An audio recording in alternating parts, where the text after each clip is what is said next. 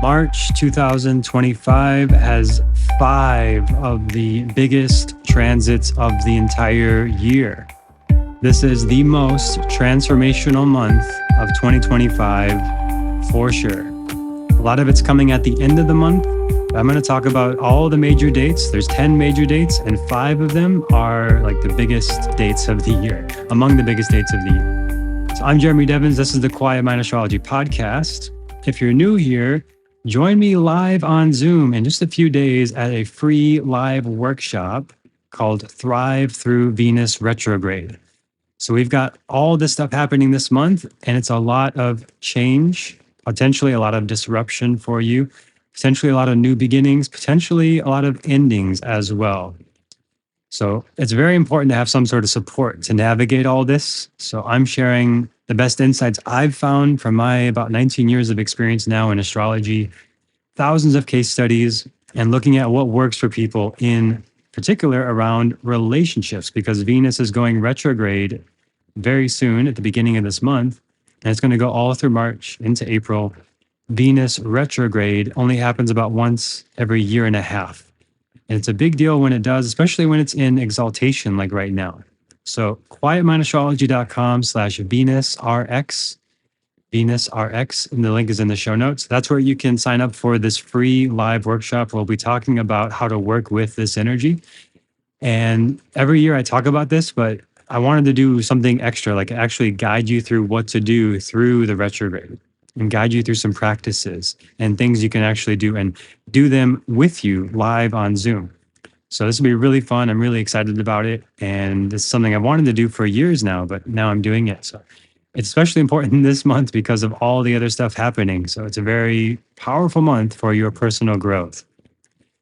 So we're going to start this by looking at actually the end of February. It's February 28th. We have the new moon in Satabhisha Nakshatra. So we're basically starting into March with this new moon energy. It's nice to have the new moon right at the end or beginning of a month like this, because it's like a new month. It's a new beginning, a new opportunity. And Satabhisha is the healer energy. The symbol is 100 healers in a circle, and it represents opportunities for healing, repair, growth, learning from past mistakes. And if you have an opportunity to do any sort of healing work around the beginning of March, like this first week, massage, bodywork, qigong, yoga, therapeutic work, counseling, psychology, whatever is therapeutic for you and healing for you, very beneficial.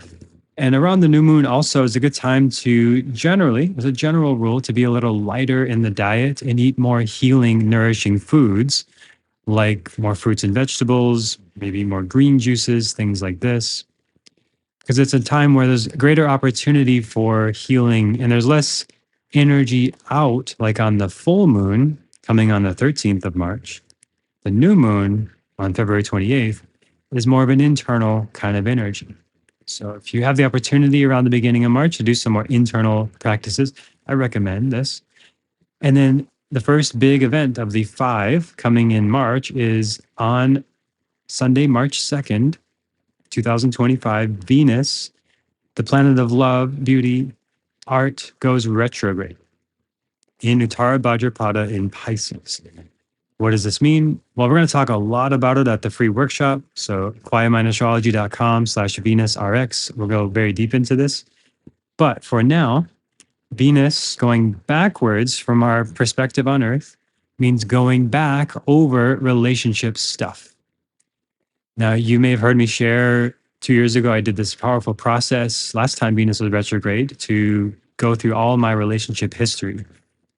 Not even just romantic relationships, but like close friendships, people I had attraction towards, people who were attracted to me, all the stuff to do around Venus and just learning from it, going back over it. This is a time for redoing, revisiting, revising, going back over things with relationships all through March. So no matter how enticing it sounds, if someone asks you on a date to start a new relationship and somebody proposes to you or somebody wants to go into another level of commitment in a relationship, especially a new one that's just starting out of nowhere, proceed with caution. Now, if you're already in relationship or you've got something already going on, you're dating somebody already, you're fine in this regard. But it's the new things. Like if you just meet somebody in the middle of March and you fall in love, maybe let it play out a little bit. Maybe cool off and let it evolve when you're thinking a little more clearly about relationships when Venus is direct, which is most of the time. But this 6 week period where Venus is retrograde, it's not the best time for completely new things with relationships, but it's a very good time for reviewing things with relationships, for going back over things. If you have a partner, like celebrating the past that you've shared with them, going back to places that have meaning and significance for you, doing things that you used to do. Like if you used to go out dancing every week, go out dancing again. If you used to have a hobby you shared with your partner, come back to that hobby. So it's a great time for anything to do with looking backwards, going back over things. It's not a great time for anything looking forwards or starting something totally new. And use your intuition with this, right? You can test this out for yourself. I've tested it many times myself. I've seen it with clients many times over the years. So I'm speaking from my perspective and experience, but your intuition is always primary, no matter what anybody says, astrologer, intuitive, whatever, counselor, coach. Your intuition is your ultimate compass. So you know what's best for you. And if you do end up starting something new at this time, just from my perspective as an astrologer, if you want to hear, I'm just suggesting that you proceed a little slower and give it time to evolve. And you don't need to rush into it. If it's really this true passionate love, it'll still be there in 2 months or a month when Venus is direct again. 6 weeks total is that time of Venus retrograde. But then there's the sort of retracing time.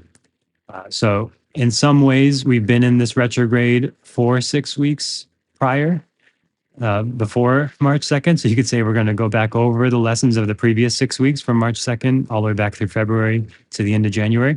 We're going to be reviewing those things, learning better about them, better understanding them, and then retracing that again all the way for 6 weeks from mid-April to May.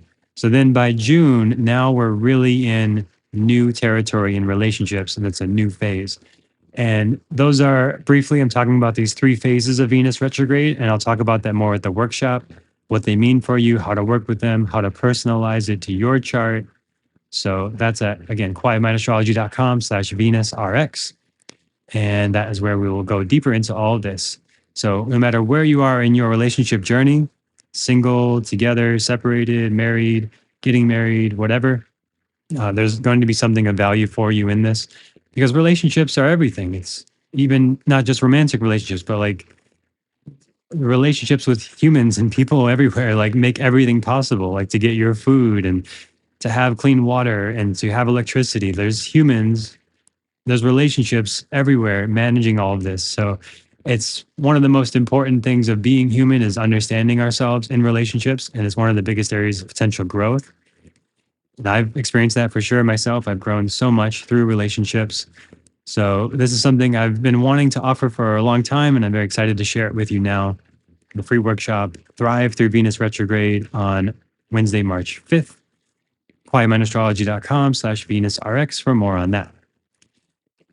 And then Wednesday, March 5th is the workshop, but the next big transit is on Thursday, March 6th, is when the moon is exalted. So another really good time for relationships. The moon is in Taurus, in Rohini. And this is a very lovely, beautiful, harmonious energy around your mood, your relationships. Now, it does depend on your own chart, where Taurus is in your chart, to better understand that. But generally, March 6th is a positive day, a favorable day for all things to do with Venus things and Taurus things, like managing your finances, creating art, enjoying nice things, going out to a nice restaurant, going on a date, having time with your loved ones, romantic time, going on a date, these kind of things, getting a massage, anything that's sensual for the senses, lighting incense, having candles, music, going to a concert. All these kind of things are very Venusian and very positive on Thursday, March 6th. And actually the day after as well, Friday, March 7th, which is the Venus day. Friday is the day of Venus. So Fridays this month, especially, also a good day to emphasize more of these Venus retrograde kind of activities that I talked about already. Now, the next big transit is a very big one, which is the full moon slash lunar eclipse on Thursday, March 13th. So we are actually now in the eclipse season as I'm recording this from that new moon on February 28th. That begins the 6-week eclipse window. So we got a 6-week eclipse window. We got the 6 weeks of Venus retrograde. Within there, we're going to have the 3 weeks of Mercury retrograde. We got a lot going on this month. So what does this mean when we have the eclipse portal? It is a turning point in your life. Now these happen every 6 months. So is your life dramatically changing every 6 months? Probably not. For some people, it is. If you got a lot of eighth house stuff like I do, it's my life is constantly changing. If you got a lot of Scorpio stuff, your life is probably changing quite a bit, quite consistently. But if you got a lot more Taurus, second house kind of stuff in your chart, you probably have a lot more stability and consistency, and things don't change so dramatically every 6 months with these eclipses. But I encourage you to look at your sense of self, because this eclipse is in the sign of Leo in Uttara Phalguni. It is a new beginning in your sense of self, a new opportunity to see yourself more clearly. Now, how do you do this? Do you have practices to observe yourself, like therapy, meditation, breath work? I highly encourage this month that you are doing practices to look within to yourself, to better understand yourself, and to be in relationship to your ego. Ego is not the worst thing. It's not something we have to abolish. It's something that's part of all of us. We have an identity. You may have a role at your job. You might have a role in your family, mother, daughter, sister, brother, husband, wife, whatever. You have that role that you play. And there's a healthy level of ego of choosing to play that role, because you could choose not to. You could leave your job. You could move to a cave in India. You could do anything. There's so many things you could do that you're not actually limited. You're not actually stuck. Some people feel this way at times, stuck in a relationship that's unhealthy, stuck in a job they don't like. Yeah, it may be difficult to have the lifestyle you want and that job, and there may be some harsh beliefs you have or inner dialogue or things that you believe you have to do it that way. This is the kind of opportunity with this eclipse to question that, to challenge it. Is that really the way it has to be? Are you really stuck? Do you really have to play this role? Is there really no other option? It's an opportunity to think outside of the confines of the mind. And it's very difficult to do at times. I understand. I've been there as well. For a long time in my 20s, I kept jobs that I didn't like because I thought I had to make money. Like my teens to early 20s, I just got a job that paid money because I wanted money so I could do what I actually wanted when I wasn't working. But then I was too tired to actually do what I wanted, which was to make music and do health stuff. And I was just always burned out and tired to do that because I was working so much at a job I didn't like. So there's an element of ego side that is potential here. So I read that term in Alex Gray's book, The Mission of Art. Highly recommend. I love this book, The Mission of Art. And he talks about how there's this interesting thing where people who jump off the Golden Gate Bridge, about half of them survive and never try again to do something like jumping off the bridge, because they go back to their lives and they're like, if I'm willing to lose everything, then all of this is kind of extra. Like, why not just change everything? Why not just quit the job, or just go for the goal that you have, or just go for the relationship you want, or make the changes you want? So they called this ego side, a sense of letting the ego die. And then now you're just like a blank slate. You start over. What do you want to do? What ego do you want to take on? And that was life changing for me. That section of that book was life changing for me. because I was in a pretty dark place at the time in my early 20s and a depression and feeling quite frustrated with things in my life, feeling quite stuck in my work.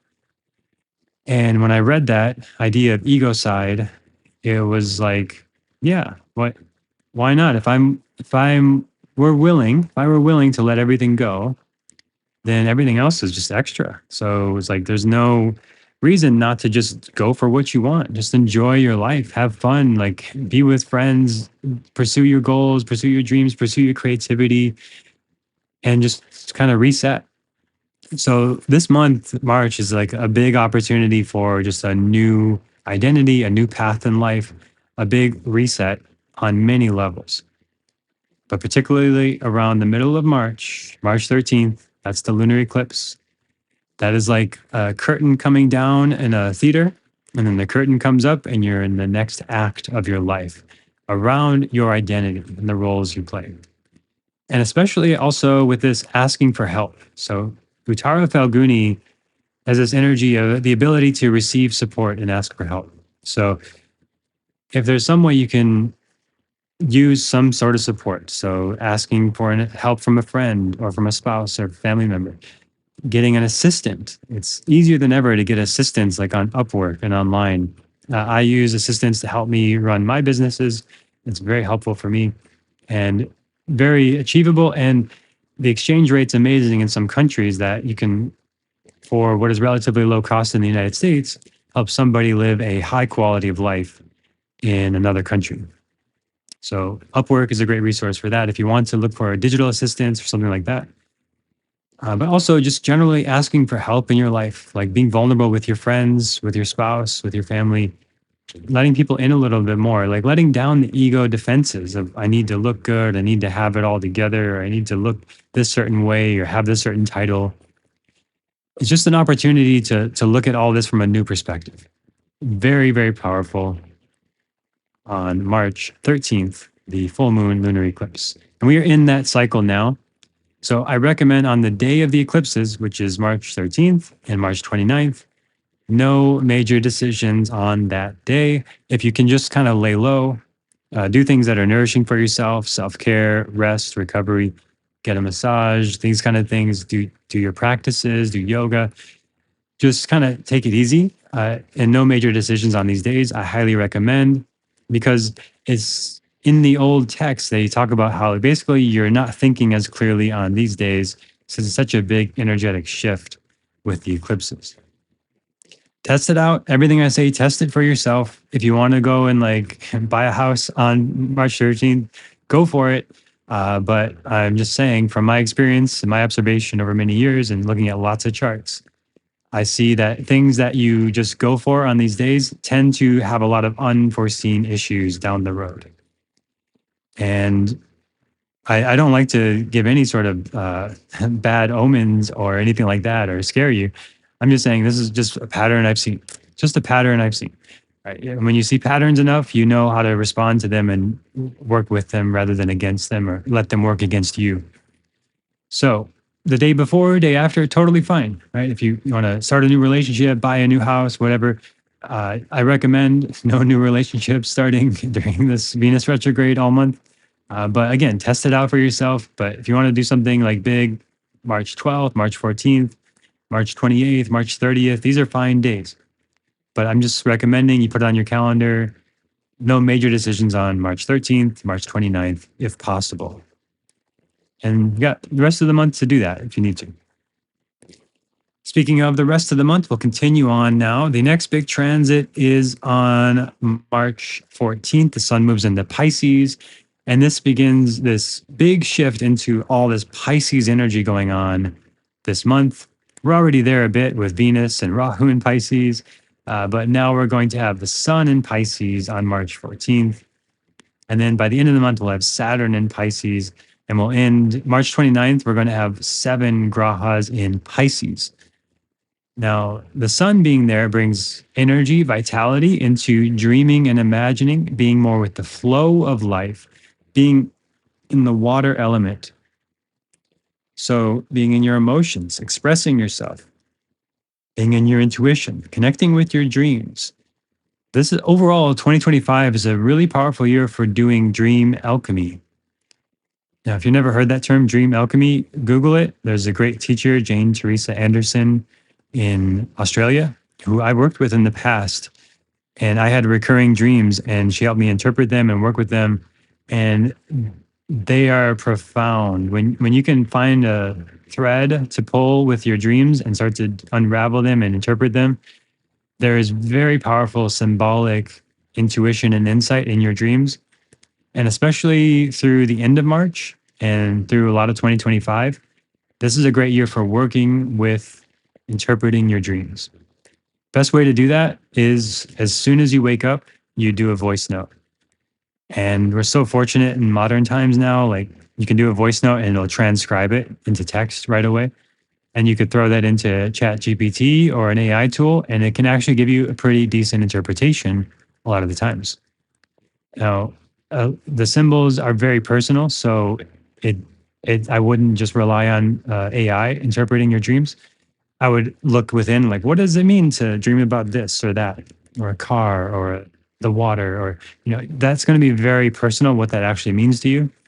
So there's Jane Teresa Anderson's work on dream alchemy. I recommend. She has a great book on this, great website and podcast.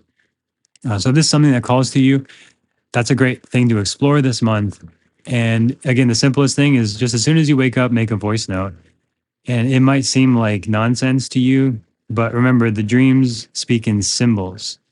So they're not literal like dialogue in a movie, they're symbolic. And those symbols have meaning to you that might require some introspection and uncovering of what it really means. And through that, there's often major insight and personal growth and lessons in those dreams. So, Sun in Pisces throughout the month, or mid March to mid April, it's where you find more energy and vitality and creativity through the emotions, through dreams, through visions, through intuition. So, you may find yourself having very powerful intuitive insights this month with everything else going on, especially. So, follow that. If you find synchronicities, if you start to see repeating numbers and repeating patterns, follow that. That means you're on the right track. In my perspective, in my experience, that is a little bit of a nudge or guidance or validation from the universe of you're on the right track. Keep going, keep following this sequence. And it's like kind of like Neo in the Matrix, I think about often with understanding the universe. Like you start to see the code of the universe. You start to see there's some sort of bigger pattern going on. And so much of astrology, I think, is just noticing patterns. And they become quite reliable when you see the patterns. So Sun in Pisces, beautiful energy before we go into Sun in Aries next month, which next month, April, mid-April, is going to be a lot more about action and doing things and going forward and very energizing. Sun in Aries, very powerful. But March is more about the transformational process, the alchemy process, the ego death, the ego transformation, the looking back of the past to understand it, to go within, to connect with your intuition. And then the actual actions, what am I doing? What do I do about all this will come more in April. So it's okay to not have the logical linear action steps now. That will come later. The next big transit is on Saturday, March 15th. Dun, dun, dun, Mercury retrograde. So everyone talks about Mercury retrograde, even outside of the astrology world. It's like the one thing that's really crossed through to pop culture. Like everyone knows about Mercury retrograde now. And most people think of it as a negative thing. I do not. I think of it as an opportunity. There is no positive or negative. There's just what you interpret and what you do with it. And you can interpret it as positive and have positive experiences. You can interpret it as negative and you'll likely have negative experiences. But you can also give up your responsibility and accountability this month and just say, you know what? Mercury is retrograde. I messed up. It's not my fault. The planets did something. Mercury is retrograde. That's why I didn't send the email. That's why I didn't reply to the text. That may happen, right? That is common, that there's miscommunications, there's communication breakdowns. But of course, we always have free will. We always have choice. At least it feels that way. At least I choose to believe that. At least that's my experience, my perspective. Maybe a way of my ego controlling the reality that I live in. But it seems like we have free will and choice. So, no, Mercury is not responsible for your actions. You're responsible for your actions. You're accountable to others. And with that said, I don't recommend buying new computers, new phones, new technology. I don't recommend buying a new hard drive, anything this would do with technology or things that could potentially you lose data, you lose information. I don't recommend migrating all of your data on your computer to a new computer or to the cloud or something like this during Mercury retrograde. What I do recommend is all the RE words around communication and technology: review, reflect, revise, revisit, revamp, and gain a new perspective of these things. So it's a powerful time for like going back through your closet and your junk drawers and your old files. And you got some old clothes you want to get rid of or donate or sell. You got some old files you need to delete. You got a bunch of clutter on your hard drive you want to delete. So deleting stuff, organizing stuff, cleaning things out. You got a messy bedroom, you want to organize it better. You got a messy closet, you want containers for things. Mercury loves this kind of stuff. And for myself, I'm a more Mercury dominant person. You can see what planet is dominant in your chart if you ever get a reading with me at quietmindastrology.com. But for me, Mercury is very strong. So I feel these ones quite a bit. If Venus is strong in your chart, you might feel the Venus retrograde more strongly. Right. So whatever planet's more dominant, you tend to feel that one more strongly. But this is what I found with Mercury retrograde. Go back over stuff. It's a great time. Happens typically 3 times a year. So it's a nice built-in way to slow down, to review what you've been doing and improve upon it. It's kind of like how in nature, the trees have a season where they lose their leaves and they bring more resources to the roots so the tree can keep growing. If the tree was just kept growing and growing through the leaves, it would start to lose resources to the roots and start to die. So I think a Mercury retrograde like this, it's like go back over, prune the leaves, prune the garden, pull out the weeds. You got to pull out the clutter, clean things up. Just make your life more organized and intentional. I also like to do like an ideal week. Like just look ahead at your week. Like, what do you want to do this week? Look back at your week. What went really well? These are very organized, kind of logical. This is the logical mind where Mercury thrives. In Sanskrit, it's buddhi, or the intellect. So we use the intellect through Mercury retrograde to go back and understand ourselves. Psychology, coaching, very favorable through this as well. That's some of the ways to work with Mercury retrograde. We'll go deeper in this at the free workshop again, because that's one of the big transits happening this month. And we'll go into that at quietmindastrology.com/VenusRx. We're going to focus on Venus retrograde, but we'll also be at the same time going through the Mercury retrograde as well. Next big transit. We got a lot this month. We're more than halfway there now. So Uranus goes into Taurus. This is a big one. I'll do a whole episode on this because it's a multi-year generational shift. And it's going to affect financial systems. It's going to affect structures and government and global things. So it's going to be a big one. On a personal level, this is a personal revolution in your life that matters to do with family, resources, assets, and the sense of stability and home in your life. Uranus brings revolutions. Taurus has to do with those things: family, home, resources, stability. So, for example, if you're somebody who's lived in a very free, carefree, go with the flow kind of way, never really thought about kids and family, this is a time now we're shifting gears to maybe it's time you start thinking about those things. It's going to be different for everybody. So it's a new way of looking at these things. So if you are somebody, you have a family, you have children, you've been married, you've got this long history of relationship with this person, and you might feel like there's something that needs to change now. It could be a separation, it could be restructuring or reorienting of the relationship dynamics, but it's a personal revolution in your relationship to family, assets, resources. Maybe you haven't invested at all in the past and you just live paycheck to paycheck. Now you're thinking about how to go into investments. Maybe you've been in investments and now you're looking at new ways of investing, new opportunities. Things like maybe investing in businesses rather than stocks or something like this, or Bitcoin rather than the stock market. So it is a very personal thing. So I'd have to look at your individual chart and talk with you to really understand. If you feel like this revolution is coming on for you in some way, you feel like there's a big shift needed for you in this area of family or finances, then I do recommend you join the free workshop. So we're going to be talking about this a bit as well as we go through that workshop, because this is a big one and it's affecting Taurus, which is also ruled by Venus. So the Venus retrograde is a big impact on this as well. It's a great time for looking back at how you've shown up in relationship and finances and family. And is there some room to improve there? And this is going to be going through multiple years. So we'll talk about it in the whole episode and we'll talk about it at the free workshop. But just know, like this, on top of everything else I've already covered this month, it's just big shifts, life changing shifts in March.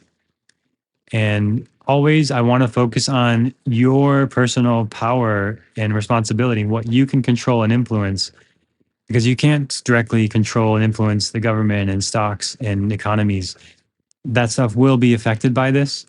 But it's always like, well, what do you do with it? How do you respond to it? What do you do with that information? And then what do you do on a personal level with the people closest to you, in your work, in your management of your resources? We'll talk about this at the free workshop. We'll talk about it more in a couple weeks on the podcast. Next big transit is March 20th. The vernal equinox is coming early in the morning on March 20th. That's when the day and night are equal length. So many shifts this month. This is a big month. So what does it mean when the day and night are equal length? The yin and yang are balanced. The Shiva and Shakti, the masculine, feminine, yin, yang, whatever you want to call it, light and dark. So the day and night are equal length. And now this is an opportunity to recenter, to rebalance. We're still shifting towards, in the northern hemisphere here, we're shifting towards longer days. If you're in the southern hemisphere, you're shifting towards longer nights. So that is a more personal to where you're living kind of thing. I'm going to say when it's balanced, it's a really good day for doing balancing practices like physical balance and yoga asana. Pranayama, like alternate nostril breathing. This balances the Ida and Pingala, the yin and yang within. Alternate nostril breath. If you're not familiar with it, look up Quiet Mind Yoga Alternate Nostril Breath. I've got lots of classes online for this. As you may know, I teach yoga as well. I think astrology and yoga should be taught and practiced together. If you want to understand the universe, you also would do well to understand yourself, because you are a microcosm of the macrocosm of the universe. So yoga and Ayurveda practices traditionally taught with Jyotish, Vedic astrology in India. So I highly recommend you're doing these things together because it makes them all way more effective and way more clear, way more connected to the spirit and the patterns of the universe. So one of these patterns now is this balancing of the equinox, which happens, of course, in the spring and the fall, or spring and autumn for those of you outside the US. And this is a balancing, harmonizing opportunity to recenter, recalibrate, and look at these polarities within yourself. Have you gotten too much into your masculine energy, doing productivity, not feeling, just go, go, go? That leads to burnout. That leads to frustration. That leads to anger. Or have you gone too far into the feminine yin energy, going with the flow, just feeling intuitive, but maybe dropping your responsibilities, not showing up on time, not being accountable to others, causing harm to others through this? That leads to all sorts of frustrations and problems and drama as well. So I think the goal of the yogi, of the spiritual seeker, is to have access to both and know when is appropriate and ideal to engage with one or the other. There are times when we need to be more yin, times to be more yang. There's times to sleep, there's times to be awake, there's times for beginnings, there's times for endings. And the yogic lifestyle and the yogic practice is about knowing when is right for which one. Is it time for you to take a nap in the middle of the day? Is it time for you to get up and go to the gym? Is it time for you to slow down in your relationship? Is it time for you to speed up? We can get into our heads about it. And that's Mercury retrograde can get us into our heads and overanalyzing things, overthinking, and lose our connection to our bodies. Venus retrograde can get us nostalgic for things from the past, wanting to go backwards. Your exes all show up. You're going to likely get a lot of texts from your exes who want to reconnect. Oh, I miss you so much. And you forget why you broke up and why it didn't work. And then you go back and you have to recreate it. And that can happen. That's quite common during Venus retrograde. So this equinox on March 20th is like, come back to your center. Come back to yourself. Look within, realign to your center, and act from there. That still quiet voice within has the answers. The loud, manic, urgent voice of the ego, of the Mercury, the Buddhi, the intellect, can help us survive if we are in danger. It can help us run and react when we need to fight to save our lives. But that's about it. If it's fast, frantic, urgent, I have to do it now, it's probably not true.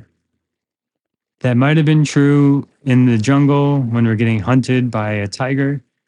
But in modern lifestyle, there's not so many circumstances where that voice is actually true and necessary, especially if it's something like out of your control, like politics or whatever, and online stuff, drama that you have no actual direct influence over, which most of us don't. I don't. I don't work in politics.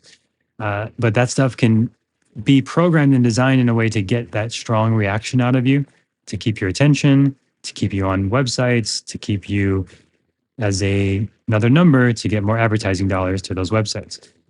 Because it's very easy to manipulate anger, disgust, fear, these kind of anxious emotions. So notice if you're getting pulled into any sort of drama, losing your center with external things, losing your center in relationships, with exes coming out of the woodwork, trying to come back into your life. Zombies, right? We have ghosting, where you disappear on somebody, and then zombies is when they come back from their past. You thought this was over, and here they are again. So be aware of these shifts of energy, and I recommend on March 20th taking a day to recenter.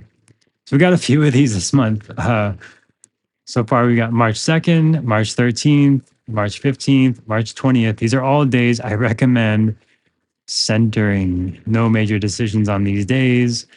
Do things to come back to your center and act from a still, quiet, calm place, from a regulated nervous system. If you're fast, loud, reactive, and urgent, you are not regulated in your nervous system. Your sympathetic nervous system is aroused, which means fight, flight, freeze, or fawn, which means just slow down, just take a moment.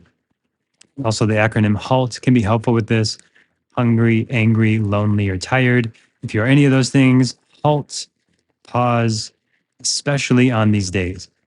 If somebody magically appears in your life and they want to go on a date with you, go slow.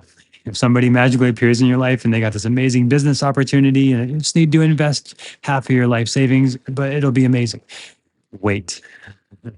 Any big changes or shifts in your life this month, go slow. You can make those changes, but especially on the dates I mentioned, I don't recommend any major decisions. And the last major date is March 29th. So again, these dates you want to put on your calendar, no major decisions. I recommend I'm not being superstitious. I'm just telling you, I've seen the patterns enough. I don't like superstitions. I'm very skeptical myself, but I watch for patterns.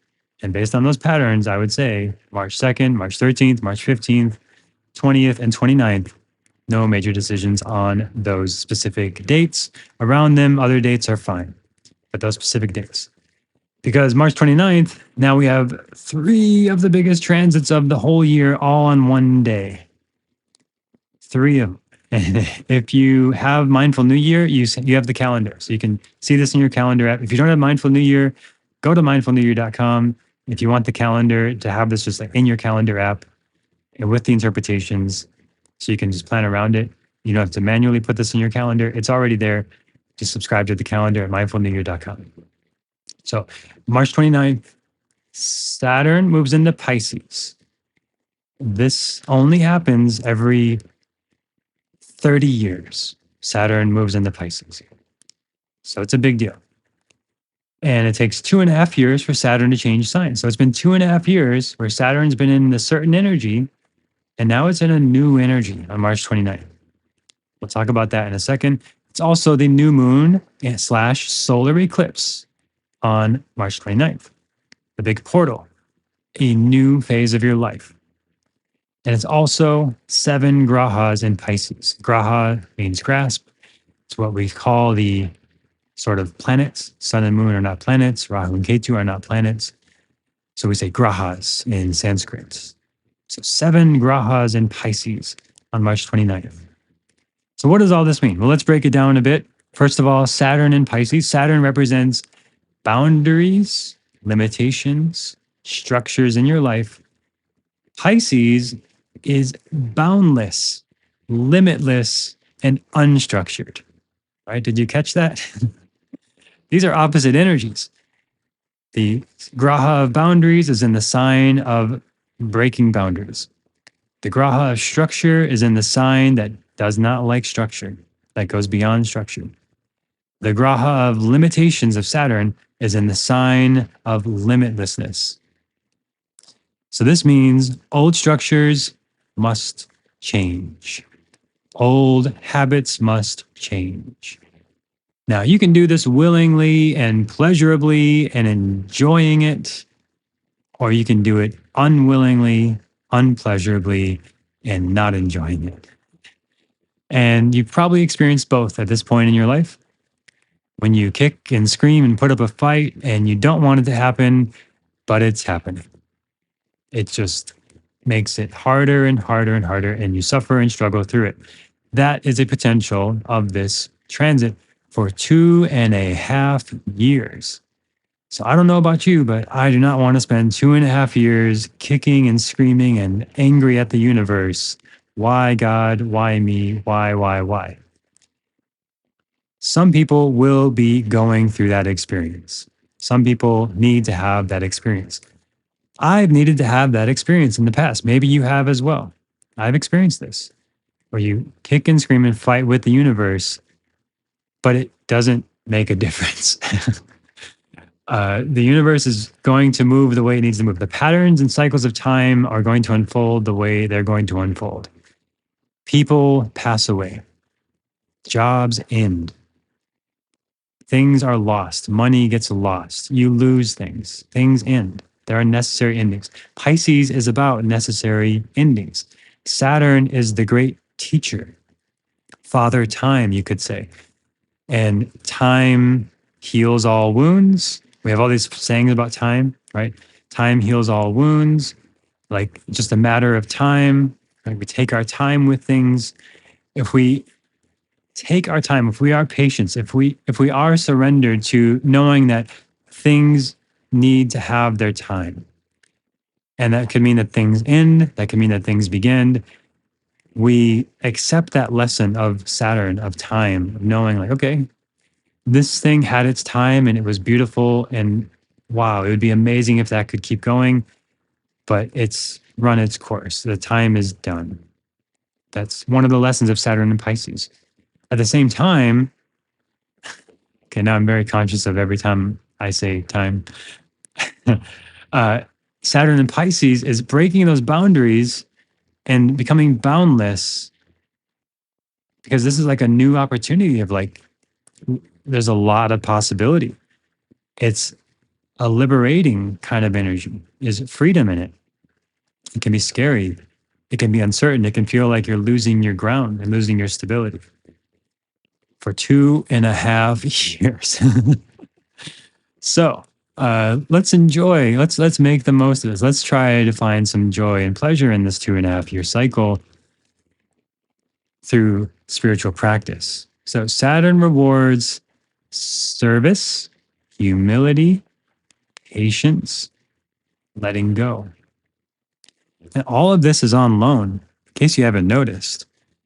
No matter how nice your house is, or how much you spent on it, or how much you invested, how much you worked to get your house, you're going to die at some point, and that house will be lived in by someone else, or destroyed, or replaced, or rebuilt, or whatever. It's going to be changed in about 100 years, roughly. Probably, right? If you're 20, maybe you live to 120. That's average lifetime. Maybe in this lifetime we'll conquer death and people can live as long as they want. So maybe I'm wrong. That's a potential with Saturn and Pisces too. There's a lot of people working on longevity right now, a lot of very smart people, and a lot of potential for that actually. If you're going to be alive for another 50 plus years, there's a potential that you could extend that with enough money. But anyway, if you've noticed, everything changes. Relationships come and go. Everybody passes away so far. Every object you've ever owned will eventually not be owned by you. It'll be discarded, thrown away, owned by someone else. It will fail. It will die out, whatever. Remember Pogs, right? All I wanted as a kid was Pogs. Nobody talks about Pogs anymore. My whole life was Pogs for about 4 months there.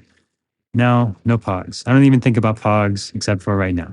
Right. So whatever your Pogs are in your life, if you don't know what Pogs are, Google it. But there's these things, they come and go through phases. And it's like all you care about is this thing and it's here and I want it and I just don't want it to end. Saturn and Pisces is like, ha ha ha. That's not the way it works. And when you learn the way it works, it gives you humility and gravity and surrender to the universe. And you get to enjoy spiritual growth. And you get to enjoy what is sustained, what actually matters underneath these layers. Because there's a thing that you see when you look in the mirror that hasn't changed. And that's when you were a kid, when you were a teenager, your 20s, 30s, 40s, 50s, there's that same essence, that soul looking at the mirror. The lines on the face change, the wrinkles change, the hairs turn colors. But there's an essence within, that's the true self, the Atman, that stays the same. Saturn in Pisces is teaching us to connect to that true self. And from there, we can play, we can enjoy life. It's the Layla of life, as they say in the Hindu tradition, that all of life is play. So when we know we're going to die, we know it's all going to change, we know it's all impermanent, we can enjoy the movie. One of my teachers said, when he was asked, like, what's the point of life? What's the purpose of life? He said, get a bag of popcorn and enjoy the movie. That's, I like that kind of attitude. I resonate with that. Maybe it resonates with you, but like, don't take it so seriously. Be serious with the things that matter to you, but don't take it so seriously and enjoy life. So 2.5 years of Saturn in Pisces starts on March 29th. And we're going to see this on a global level, a changing of structures and governments and boundaries and laws and rules. It's a massive disruption. The United States is going through its Pluto return, which is often when empires end or dramatically transform. So we'll talk about that more later on. Again, I like to focus on you, what you can do about it. So for yourself, what structures need to change in your life? Do you like where you're living? Do you like your morning routine? Do you want to change it? It's a big opportunity to change it all, to go beyond the boundaries of what you think is possible, beyond limiting beliefs, beyond habits, addictions, patterns. You can break free of them with Saturn and Pisces. You can become a new person this month. It's like, oh my gosh, there's so much this month about changing your identity. Like you are stepping into a new role. If you wanted to change a job, career, relationships, money, health, wealth, whatever it is, this is a month that opens the door to major change. And I recommend you do it slowly. Look at the structures in your life. Look at the habits. Are you liking them? Do you want to change them? Ask for help. And do the work over the 6 weeks from March 2nd to basically, I'll say April 15th is the big turning point when the sun is in Aries and Happens to be my birthday, so maybe I'm projecting there. But April 15th is like, now things really move forward. And now it's new beginnings, new potential, new possibilities, taking action on these insights. But March is like reviewing, looking back, looking within, getting the lessons, getting the message, getting the guidance and instructions of where to go next. Now, just a little bit more today. It's a long episode because there's a lot going on this month. If you're sticking with me, let me know in the Spotify comments what's resonating most with you, anything standing out, anything you're going through, any questions you have. Or you can also just reach out to me on Instagram at Quiet Mind Astrology. So, last two big ones, new moon / solar eclipse on March 29th in Pisces. So, everything I just said goes with all that. So, it's just reinforcing what I just said, it's just amplifying it. New beginnings in this realm of what do you envision for your life? What do you imagine yourself waking up and doing? Where are you working? Who are you spending time with? What are you doing in the average day? Reimagining, re-envisioning your life. On March 29th, I recommend doing some sort of practice for this.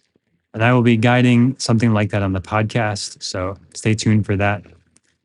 But it's a new beginning, new opportunity, setting the stage for this 2.5 year cycle of Saturn and Pisces. Around this date, you're going to need to make some big changes and decisions in this realm, in what your vision is and what emotionally you feel. You might have some big emotional breakthroughs this month and potential breakdowns as well, which is okay. It's okay to feel down, to feel sad, to have a breakdown. It's okay. You are supported in this by the universe. I hope you have support from people around you, resources online, and know that there is opportunity for major growth and a reset here. And with 7 grahas and Pisces on this day as well, just a big emphasis on this, going beyond your perceived limitations, beyond your perceived boundaries, beyond where you think you're stuck, to get unstuck, to reimagine your life, to re-envision your life. If you have a spiritual practice, I highly recommend you prioritize that this month. Often the easiest way to do that is do it first thing in the morning. Later in the day, it gets harder and harder as you go. First thing in the morning is the easiest time to start a new habit. The conscious mind is still kind of groggy. You're not thinking too much. You can just put your body on a yoga mat and start moving. That works quite well in the morning. It's a lot easier in the morning. So if you don't have a spiritual practice, I highly recommend seeking something that resonates for you. You can check out Quiet Mind Yoga, Google Quiet Mind Yoga, check out my website, my podcast there if you want some practices to do. Lots of stuff there. Yoga, meditation, breath work, highly recommend as always. But your spiritual practice, whatever it is for you, Hinduism, Bhakti, Jhana, Taoism, it does not matter specifically what it is, but that it's one that you are called to and align with. Because this could be a scary month if you don't have a spiritual connection, a spiritual foundation. Because there could be a need to let go of some things that you're attached to. There could be a sense of ego death and like, who am I? What am I doing? Where am I? It's so confusing. Why am I here? What is all this? Like, why did this happen? Like, how did I make this decision? The confusion I talked about, that's a theme of this year as well, that we're seeing a lot in a lot of places. I've seen a lot of clients. Confusion is a big risk of this year. It's confusion. It's not fused. So you're fusing yourself with your true self, the ego with the Atman. So you're fusing those things together and you're no longer confused. You are fused. You're one. You're connected to yourself. So if that means you turn off your phone and you just sit down until the mind is quiet, that's what it takes sometimes.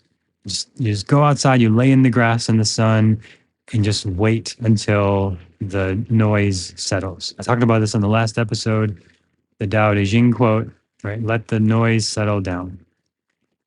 Sometimes that's what it takes in a very noisy modern world.